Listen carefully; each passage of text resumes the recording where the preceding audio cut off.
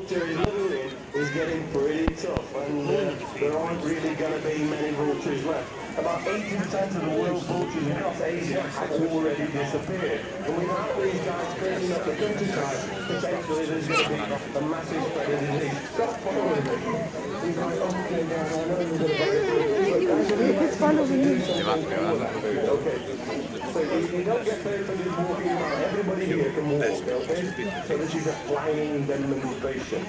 So I'm going to give you the signal one more time, and then what he's waiting for is the bit that he loves in the show. Because what I did, to give everybody a really close look at the vulture, I wandered him around the edge of the arena, and he absolutely loves that bit because he has to walk then, and he just gets through for doing little or nothing. But I want one more lap up to the top, and of course, he understands all this. He needs about a pound of flesh a day, but in the wild, if he did find a dead animal, and if he was first on the scene, of course he'd be stuffing his faces. Well, as much food as he could eat, actually. On the front of his chest, he's got a little bag which is called a crop. It's a fold of skin, and as the vulture consumes the flesh, essentially that skin stretches and stretches and stretches, and Dyson will keep eating until he quite literally can't see his feet. And then, of course, he can go